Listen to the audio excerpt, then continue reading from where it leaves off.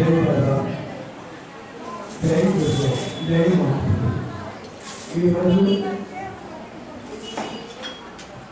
August 15 యావత్ భారతదేశం అంతా కూడా స్వాతంత్ర్యం వచ్చిందని ఈరోజు ఎంతో వైభవంగా మనం ఆ ఉత్సవాలు జరుపుకుంటూ ఉన్నాం. స్వాతంత్ర్యం అంటే మనం మన దేశాన్ని మనం పాలించుకోవడానికి హక్కు కలిగింది.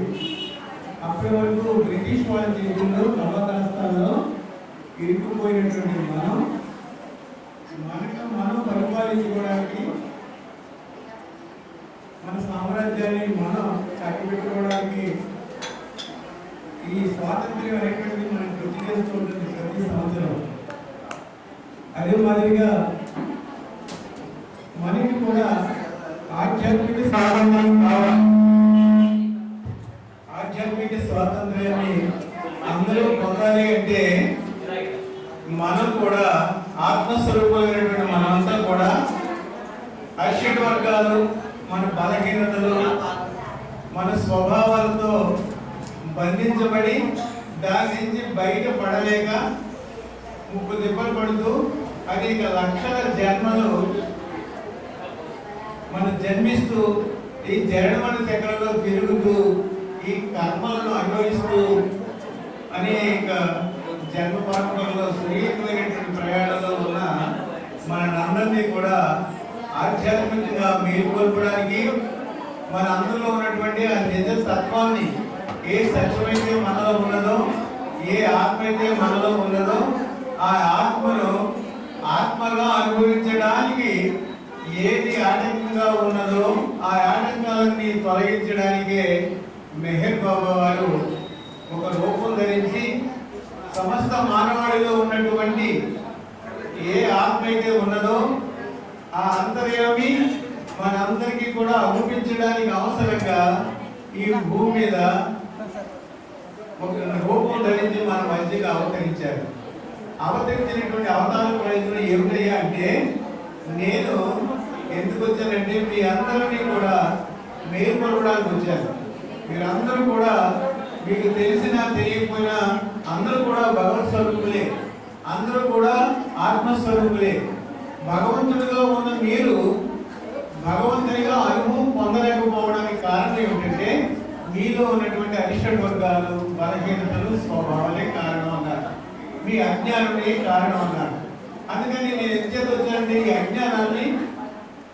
అజ్ఞానంగా గుర్తింపు చేసి జ్ఞానంలో జాగ్రత్త పరిచి, ఏ జ్ఞానంలో మీరు జాగ్రత్త అయిందో ఆ జ్ఞానం వలన నేను భగవంతుడిని ఎరుపు పొందడానికి మీ అందరి చేత ఆ దైవత్వాన్ని, మీలో ఉన్న దైవత్వాన్ని ఎరుకతో అనుభవింపజేయడానికి నేను అవతరించాను.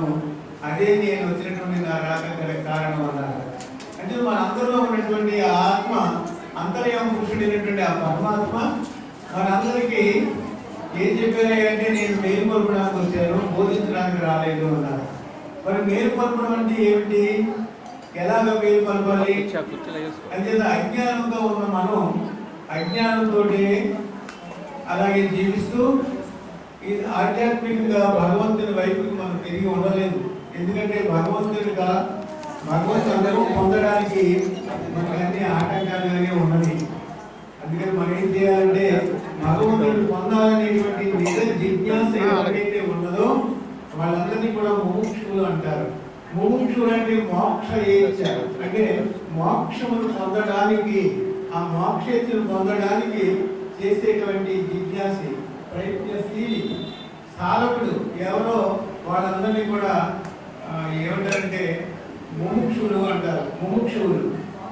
అంచేత మనందరూ కూడా ఇక్కడ భగవంతుడిని అయినటువంటి అవతార పురుషుడు మెహర్ బాబా గారి యొక్క సన్నిధిలో, గురుదేవుల అమ్మగారి యొక్క సమక్షంలో, పెద్దాడలో ఇక్కడ ఈ వార్షికోత్సవ కార్యక్రమంలో మనం పాల్గొని ఎందుకు వచ్చామంటే మనలో ఉన్నటువంటి ఆ దైవత్వాన్ని జాగ్రత్త పరుచుకొని నిజమైనటువంటి స్వేచ్ఛను, ఆధ్యాత్మిక స్వేచ్ఛను పొందడానికి ఈ కార్యక్రమంలో మనం అందరం పాల్గొన్నాం. అందుకని వారి యొక్క సహాయం మనం స్వీకరించాలంటే వారు చెప్పినటువంటి ఆ జ్ఞానాన్ని మనం అవగాహన పరుచుకొని తదనుగుణంగా మనం ఆచరించి జీవించగలిగినప్పుడే మనం అయినటువంటి నిజమైన మేలుకొలుపు మనం అంటే ఆ మేలుకొలుపును మనం పొందగలుగుతాము అని తెలియజేశారు. అందుకని ఇక్కడ ఏమవుతుంది అంటే మనలో ఉన్నటువంటి అరిషడ్వర్గాలు ఉన్నాయి, దాన్ని ఒక్కొక్క దాన్ని మనం అధిగమించాలంటే మనకి కర్మబంధితుడు మానవుడు కర్మబంధితుడు, కర్మ చేత బంధించబడ్డాడు. ఈ కర్మ ఎక్కడి నుంచి వచ్చింది? సుదీర్ఘమైన ప్రయాణంలో అనేక లక్షలాది ఉపాధులు, కోట్లాది ఉపాధులను పురస్కరించుకుని అజ్ఞానాన్ని పెంచుకుంటూ సంస్కారాలు పెంచుకుంటూ మానవ ఉపాధి ధరించేసరికి మానవుడిగా దైవాన్ని పొందాలి. చైతన్యం పరిపూర్ణంగా వికసించింది, సంస్కారాలు కూడా బాగా పెరిగాయి. ఈ పెరిగిన చైతన్యం దైవాన్ని అనుభవం చేయడానికి ఉద్దేశించబడింది. అలాంటి చైతన్యం ఏమైంది?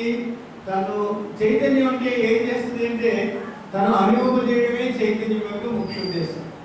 నీలో పెరిగి ఉన్నటువంటి చైతన్యం నీవు ఏదైనా ఉన్నావో దాన్ని అనుభవం చేయడానికి అది ఉద్దేశించబడింది. కానీ మనం ఆత్మస్వరూపంలో ఉన్నప్పటికీ కూడా ఆత్మ ఎడల మనకు సరైన అవగాహన లేదు, అనుభవం లేదు. అందుచేత అవగాహన కావాలంటే దానికి సంబంధించినటువంటి జ్ఞానాన్ని మనం తెలుసుకోవాలి. అందుచేత చైతన్యం ఏం చేస్తున్నాయంటే దానిపై చైతన్యం మీద ఏదైతే వ్యక్తమైందో దానికి సంబంధించినటువంటి అనుభవాన్ని అనుభవం చేయడమే చైతన్యం చేసే పని. అందుచేత నిద్ర నుంచి లేచేసరికి ఏ కర్మలు, ఏ సంస్కారం అయితే వ్యక్తమైన చైతన్యం మీద ఆచరించబడ్డాయో దానికి సంబంధించినటువంటి జీవితాన్ని జీవింపజేస్తుంది. ఎప్పటి వరకు? నిద్రపోయే వరకు.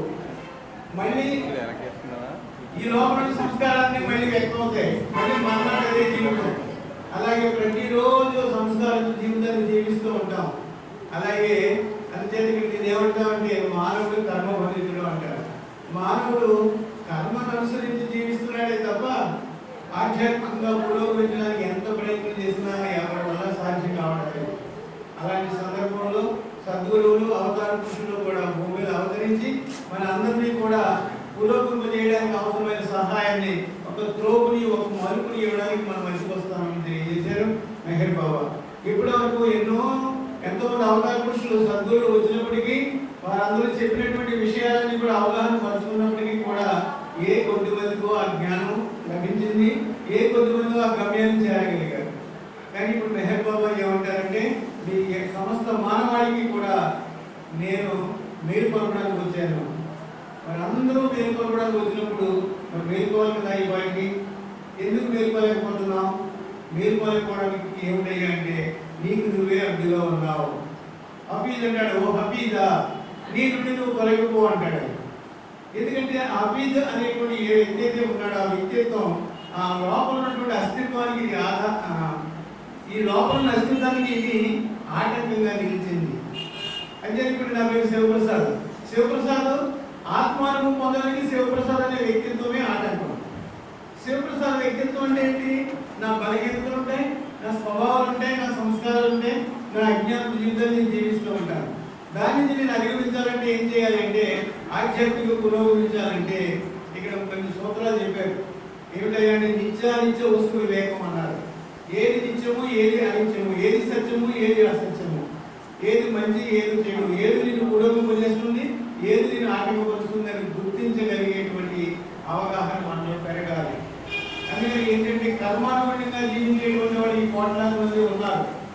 కర్మను గుర్తించి దాన్ని విశ్లేషించి నేను వచ్చిన రాక ఏమిటంటే దైవానుభవం పొందడానికి నేను ఉద్దేశించబడ్డాను అని విన్న తర్వాత మనం దైవం కోసమే నిరంతరము ప్రయత్నం చేస్తే దైవం లోపల నుండి జాగృతి అవుతారు. ఇంతకీ ఎవరంటే ఈ దైవం నీలో అంతర్యం పురుషుడే. దాన్ని నువ్వు రాముడిగా ఆరాధించుకో, కృష్ణుడిగా ఆరాధించుకో, ఎవరైనా ఆరాధించుకున్నా లోపల ఉన్నటువంటి అంతర్యం పురుషుడు ఒక్కడే. ఆ ఒక్కడైనటువంటి వాడే మన మంచికు మెహర్ బాబాగా మన మంచికి వచ్చారని తెలియజేశారు. నేను ఎక్కడి నుంచి వచ్చానంటే అలా వైకుంఠపురం నుంచి రాలేదు.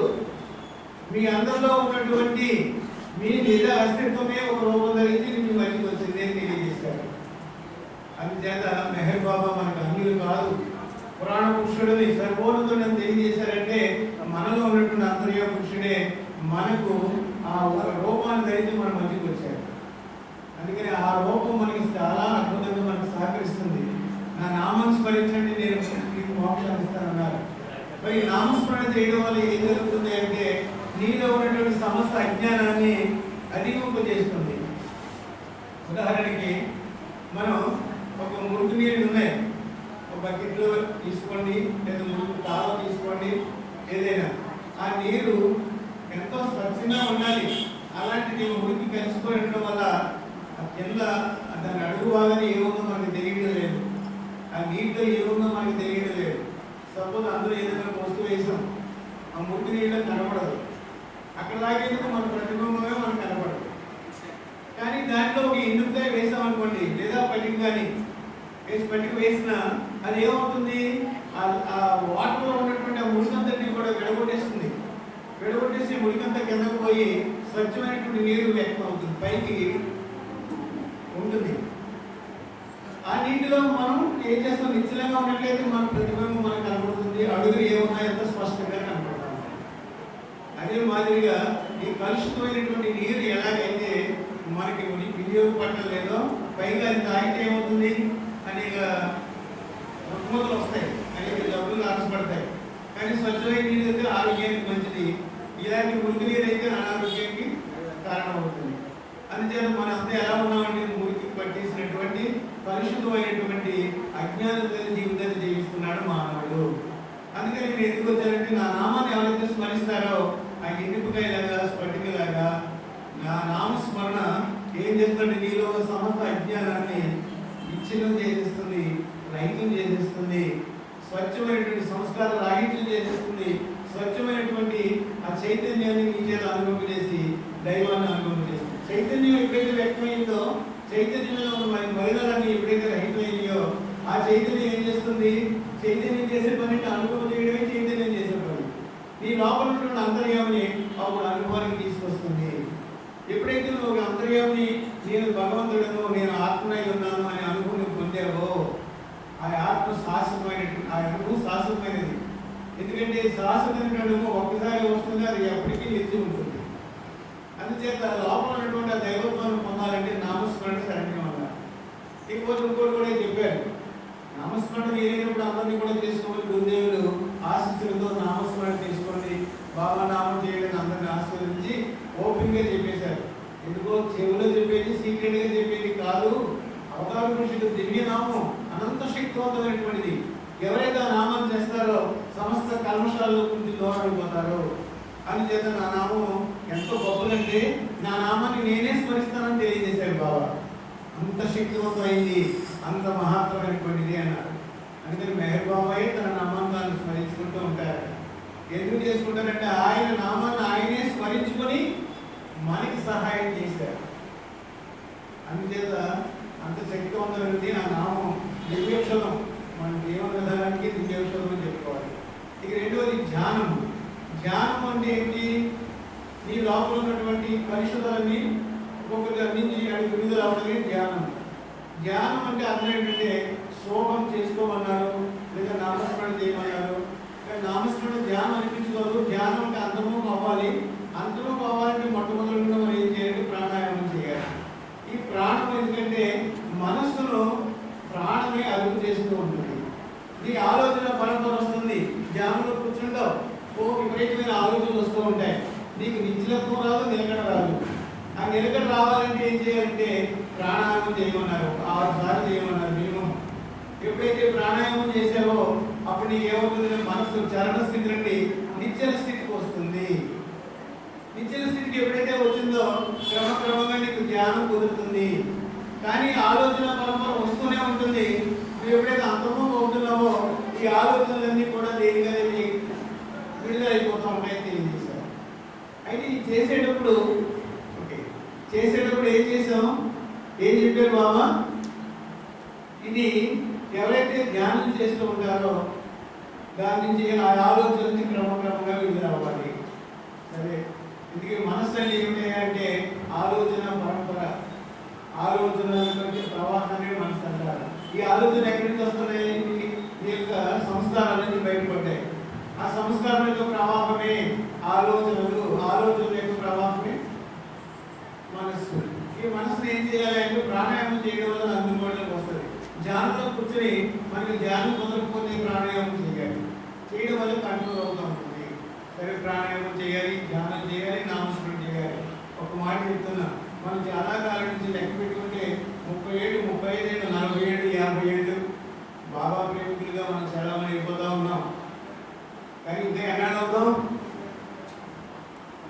మనం అంటే నిద్ర వచ్చేదాకా, చచ్చేదాకా ఆయన దివ్యనామాన్ని చేస్తూ ఉండాలి అని తెలియజేశారు. అందుకని ఇలా రోజులు గడిచిపోతున్నాయి. కంఫర్ట్ జోన్ నుంచి మనం బయటపడాలండి. కంఫర్ట్ జోన్ అంటే అన్ని హ్యాపీగా ఉన్నాయి, నడిచిపోతుంది, డైలీ షిఫ్ట్ కంటిన్యూ అయిపోతుంది. కానీ బాబా చెప్పినటువంటి విధానంలో మనం జీవించలేకపోతున్నాం. ఎందుకంటే కర్మబంధితమయ్యాం కాబట్టి. కంఫర్ట్ జోన్ నుంచి మనం బయటపడాలి. ఎందుకంటే మనకు అన్ని నడుస్తున్నాయి కాదు, మన దాని మీద ఫోకస్ చేయాలి. ముముక్షతో అంటే బర్నింగ్ డిజైర్ ఉండాలి. నేను ఇది సాధించాలి, నేను దైవత్వాన్ని పొందాలి. ఈ జన్మలో మిస్ అయితే ఏమో మళ్ళీ జన్మలో ఎక్కడికి పోతానో తెలియదు. మళ్ళీ జన్మలు ఇవన్నీ కలిసి ఈ వయసు వచ్చేదాకా మళ్ళీ అది మనం అంటుకోదు. అందుకని ఇప్పుడే మనం పొందాలి, పొంది తీరాలనే భావనలో మనం ఉన్నప్పుడు మెహర్ బాబా వచ్చిన మాత్రం చెప్పారు. ఏమిటయ్యా అంటే, ఇది సమయం లేదు కాబట్టి కంట్రోల్ చేస్తున్నాను. మీకు ఒకటే చెప్పారు, అహం అంటే ఏంటి?